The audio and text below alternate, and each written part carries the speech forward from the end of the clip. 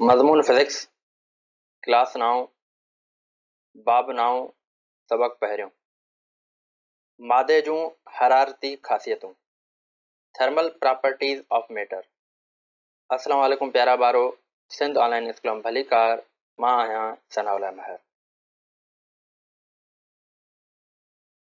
हिन वीडियो में जेको असां अॼु पढ़ंदासीं उहो आहे मादे जूं हरारती ख़ासियतूं यानी थर्मल प्रॉपर्टीज़ ऑफ मैटर।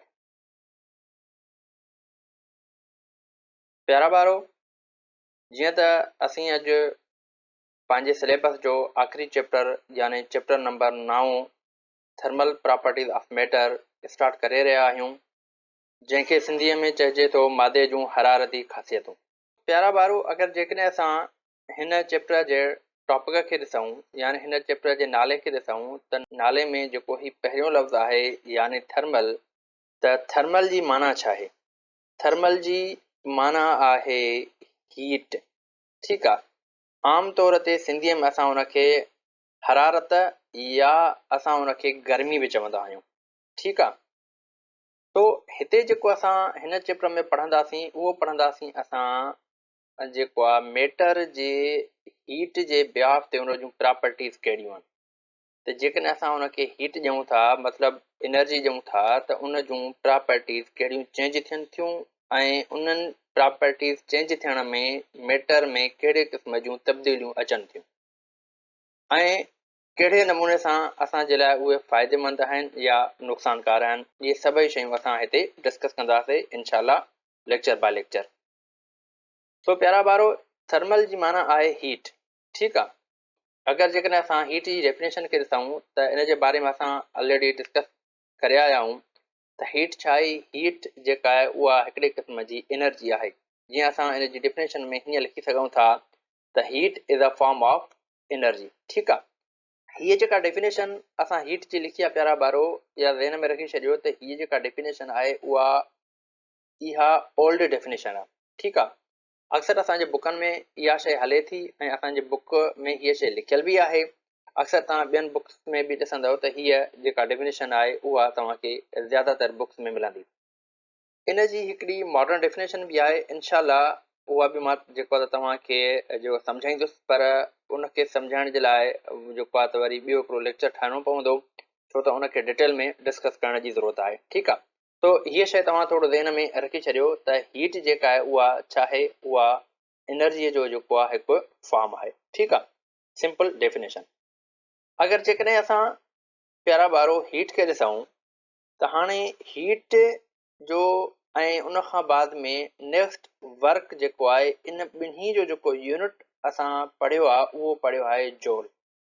अगरि जेकॾहिं हीट ऐं वर्क इन ॿिन्ही जो यूनिट जोल आहे यानी ॿिन्ही जो जेको यूनिट आहे उहो सेम आहे, त पोइ हिन ॿिन्ही में डिफरेंस छा जो आहे, हिन ॿिन्ही जे टॉपिक में डिफरेंस छा जो आहे, हिन जे नालनि में डिफरेंस कहिड़ो आहे। ठीकु आहे। छा जे करे हिन जे नालनि में डिफरेंस आहे।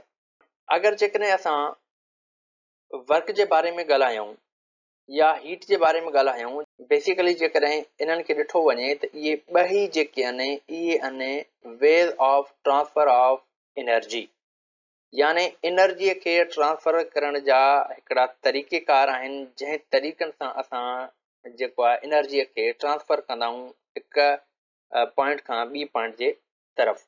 ठीकु आहे। या one object another object.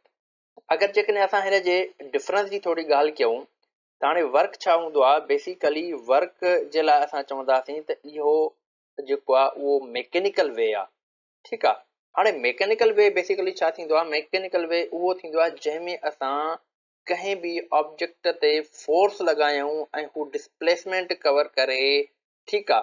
हाणे फोर्स छा आहे, उहा बि हिकिड़ी क़िस्म जी एनर्जी था ॾियूं ऐं उन खां पोइ फोर्स जे थ्रू असां हुन जिस्म खे एनर्जी ॾिनीसीं। हुन छा कयो, हुन जेको आहे पंहिंजो डिस्प्लेसमेंट कवर कयो, यानी हुन में काइनेटिक एनर्जी अची वई। ठीकु आहे। यानी असां छा कयोसीं, एनर्जी ट्रांसफर कईसीं। ठीकु आहे।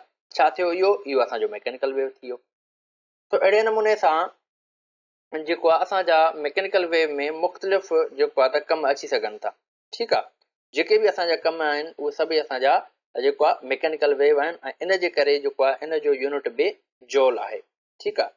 यानी इहा शइ तव्हां ज़हन में रखी छॾियो त वर्क जेको आहे उहो हिकिड़ो वे आहे ट्रांसफर ऑफ एनर्जीअ जो। उन खां बाद में सेकंड असां हीट जेकॾहिं तरफ़ हलंदासीं त हीट जे बारे में चवंदासीं त इहो जेको आहे उहो नॉन मैकेनिकल वे आहे एनर्जीअ जे ट्रांसफर जो। मतिलबु त इन में असांखे ज़रूरत न हूंदी आहे त असां कंहिं जिस्म में जेको आहे त फिज़िकल कमु कयूं, यानी उनखे असां फोर्स ॾियूं त हू डिस्प्लेसमेंट कवर करे या उन में काइनेटिक एनर्जी अची वञे। ठीकु आहे, इन क़िस्म जो कोई बि जेको आहे त मामिलो न हूंदो आहे असांजो हीट वारे जेको आहे वे ऑफ एनर्जी ट्रांसफर में। ठीकु आहे, सो हिन जा मिसाल जेकॾहिं असां खणूं हीट जे ट्रांसफर ऑफ एनर्जीअ जे बेसिस ते, त इन में असां हिन तरीक़े सां हिकु मिसाल खणी सघूं था। मिसाल जे तौर ते जीअं जेको आहे सियारे में असां बाहि ॿारींदा आहियूं, उन ते हथ सेकींदा आहियूं, त छा उन बाहि जी जेका गर्माश हूंदी आहे उहा कंहिं फोर्स जे थ्रू असां वटि ईंदी आहे? न, इन में कंहिं बि काइनेटिक एनर्जीअ जो को कॉन्सेप्ट न हूंदो आहे। बसि असां वेहंदा आहियूं ऐं असांखे उहा हरारत, उहा गर्मी असांखे मिलंदी आहे। या उन खां बाद में नेक्स्ट जॾहिं जेको आहे त असां खाधो वग़ैरह पचाईंदा आहियूं, त उन में बि छा हूंदो आहे, सिर्फ़ु असां उहो पंहिंजो बर्तन मथां रखंदा आहियूं ऐं उनखे उहा हीट जेको आहे त मिलंदी आहे, उहा गर्मी उनखे मिलंदी आहे ऐं हू खाधो जेको आहे तयारु थींदो आहे। उन खां बाद में नेक्स्ट जेकॾहिं असां ॾिसूं त हिकिड़ी मिसाल तौर ते असां गरम गरम चांहि असांजे अॻियां पेश कई वई आहे ऐं झट खां पोइ जॾहिं उनखे रखंदासीं त छा थींदो, चांहि असांजी थधी थी वेंदी। हाणे जॾहिं चांहि थधी थी वई त इहा छाजे करे थधी थी? छो त उन में जेका एनर्जी हुई, उन में जेका हीट हुई, उहा छा थी, उहा ट्रांसफर थी वई काॾे, एटमॉस्फेयर में। उन खां बाद में नेक्स्ट असां एग्ज़ाम्पल खणूं था, मिसाल जे तौर ते जेकॾहिं असां वटि बर्फ़ आहे ऐं उनखे जेकॾहिं असां थोरी देरि जे लाइ रखंदासीं त हू पाणी थी वेंदी, यानी रिझी वेंदी। ठीकु आहे, हाणे उन में कहिड़ी शइ आई अंदरि जंहिं उनखे रिझायो? छो, छाजे करे थी? इहा बेसिकली इहा बि हीट जे करे रिझी वई। ठीकु आहे, इहा बि एनर्जी ट्रांसफर जे करे रिझी वई। ही असांजा कुझु हीट जे बेसिस ते असांजा एग्ज़ाम्पल्स हुया। ठीकु आहे प्यारा ॿारो। तो हाणे जेकॾहिं असां थर्मल प्रॉपर्टीज़ ऑफ मैटर जी डेफिनेशन खे थोरो ॾिसूं त उन जे बारे में असांजे बुक्स वारो चवे थो the properties of matter which change with the change in temperature is are called thermal properties. हाणे हिन चवण जो मतिलबु इहो आहे त मादे जूं उहे ख़ासियतूं जेके गर्मी पद, यानी हाणे टेम्परेचर खे असां छा चवंदासीं, उते चवंदासीं गर्मी पद। ठीकु आहे, हाणे मादे जूं उहे ख़ासियतूं जेके गर्मी पद जे तब्दील सां तब्दील थियनि, उन्हनि खे हरारती ख़ासियतूं चइबो आहे। हाणे प्यारा ॿारो ॾिसो त अहिड़ियूं प्रॉपर्टीज़ जेके छा थियनि, टेम्परेचर सां तब्दील थियनि, जॾहिं हुनजो टेम्परेचर तब्दील थिए। ठीकु आहे, हाणे हिननि सभिनी शयुनि में जेके एग्ज़ाम्पल मां तव्हांखे जेको आहे त ॿुधाया आहिनि, इन्हनि में छा थो थिए, इन्हनि में असांजो टेम्परेचर तब्दील थो थिए। ठीकु आहे, जॾहिं छा थी थिए, एनर्जी असांजी ट्रांसफर थी थिए वन जेको आहे त पॉइंट खां सेकंड पॉइंट जी तरफ़, या हिकु जिस्म खां ॿिए जिस्म जी तरफ़। हाणे इन जे लाइ फर्दर असां चऊं था त materials change their states due to change in temperature. हाणे मटीरियल जेके बि हूंदा आहिनि उहे पंहिंजी जेका स्टेट आहे, उन्हनि जी जेका उन्हनि जी हालत आहे, उहा छाजे करे तब्दील था करनि? तब्दील करनि था जॾहिं उन्हनि जो टेम्परेचर तब्दील थो थिए। ठीकु आहे, हाणे बेसिकली टेम्परेचर छा आहे, इंशाल्लाह नेक्स्ट लेक्चर में मां टेम्परेचर जे टॉपिक खे डिटेल में तव्हांखे सम्झाईंदुमि। सिर्फ़ु हाणे फ़िलहाल इहा शइ सम्झो त टेम्परेचर छा खे चवंदा आहियूं, टेम्परेचर इज़ अ सेंसेशन। ठीकु आहे, यानी कंहिं शइ जो सेंस हुजणु त हीअ शइ जेको आहे त गर्म आहे या हीअ शइ जेका थधी आहे। ठीकु आहे, इन सेंसेशन खे असां छा चवंदासीं, टेम्परेचर चवंदासीं। ठीकु आहे प्यारा ॿारो, जेकॾहिं असां हिते ॾिसूं त हिते जेको टेम्परेचर बर्फ़ जो हूंदो उहो घटि हूंदो ऐं चांहि जो वधीक हूंदो, इन खाधे जो वधीक हूंदो, बाहि जो वधीक हूंदो। ठीकु आहे, हाणे उन खां पोइ बेसिकली छा थींदो आहे त टेम्परेचर चेंज थियण सां असांजी जेका एनर्जी आहे उहो छा थींदी आहे, एनर्जी ट्रांसफर थींदी आहे। ठीकु आहे, हाणे जेको एनर्जी ट्रांसफर थियण वारो जेको प्रोसेस आहे, बेसिकली इनखे हीट चयो वेंदो आहे। ठीकु आहे, तो प्यारा ॿारो हाणे छा थो थिए, बेसिकली जेकॾहिं असां ॾिसूं त मिसाल जे तौर ते सियारे में जेको आहे असां ॿाहिरां जॾहिं ईंदा आहियूं त छा हूंदा आहिनि, असांजा हथ जेके आहिनि थधा हूंदा आहिनि। ठीकु आहे, हाणे अची करे असां बाहि ते अची करे सेकींदा आहियूं, उनजे वेझो वेंदा आहियूं। हाणे उन खां पोइ झटि देरि खां पोइ असांजा हथ जेके आहिनि त गरम थी वेंदा आहिनि। ठीकु आहे, या ईअं हूंदो आहे, या हिकिड़ो ॿिए एग्ज़ाम्पल जे तरफ़ असां हलूं था, त मिसाल जे तौर ते हिकु असां वटि गरम जेको त ऑब्जेक्ट आहे ऐं ॿियो असां वटि थधो ऑब्जेक्ट आहे। हाणे जेकॾहिं गरम ऑब्जेक्ट सां थधे ऑब्जेक्ट सां गॾु पाण टच करे रखंदासीं त उन खां पोइ छा थींदी, गरम ऑब्जेक्ट यानी जेको असांजो ऑब्जेक्ट गरम आहे जंहिंमें एनर्जी वधीक आहे, उन मां एनर्जी ट्रांसफर थी वेंदी कंहिं ॾे, थधे ऑब्जेक्ट में, कोल्ड जे तरफ़। ठीकु आहे। पोइ छा थींदो, जॾहिं उन ॿिन्ही जो पाण में टेम्परेचर, ॿिन्ही जी पाण में एनर्जी जेका आहे उहा इक्वल थी वेंदी, पोइ असां उन पॉइंट खे या उन स्टेट खे चवंदा आहियूं थर्मल इक्विलिब्रियम। ठीकु आहे। यानी एनर्जी उन में छा हूंदी, असांजी बराबरि हूंदी। ठीकु आहे। त अहिड़े नमूने सां हाणे प्यारा ॿारो जेकॾहिं असां हिन स्टेटमेंट खे ॾिसूं त चए थो त material change their state due to change in temperature, यानी मटीरियल जेके आहिनि उहे पंहिंजी स्टेट जेका आहिनि तब्दील करनि था कंहिंजे करे, टेम्परेचर जे करे। पर जेको टेम्परेचर आहे उहो छाजे करे तब्दील थिए थो, बेसिकली इन जो जवाबु असां हिन लाइन में पढ़ूं था। चवे थो काज बाय द एडिशन और रिमूवल ऑफ हीट, यानी जेको टेम्परेचर असांजो तब्दील थो थिए उहो कंहिंजे करे थो थिए, कंहिं बि जिस्म मां में जेको आहे त हीट या त एड थी थिए या उन मां रिमूव थी थिए। ठीकु आहे। जॾहिं कंहिं बि जिस्म मां हीट रिमूव थींदी त छा थींदो, उहो कोल्ड थींदो, ऐं जंहिं जिस्म में हीट एंटर थींदी, ठीकु आहे, एड थींदी, उहो जिस्म असांजो हॉट थींदो। हाणे मिसाल जे तौर ते जेकॾहिं असां बर्फ़ जी ॻाल्हि कईसीं त बर्फ़ छा आहे, थधी हूंदी आहे। पोइ झटि जेको आहे देरि असां हुनखे रखंदासीं, थोरी देरि जे लाइ असां जॾहिं हुनखे रखंदासीं त छा थींदी, बर्फ़ ॻरी वेंदी। हाणे छा थींदी त ॿाहिरीं जेका हीट आहे उहा उन में इंटर थी थिए।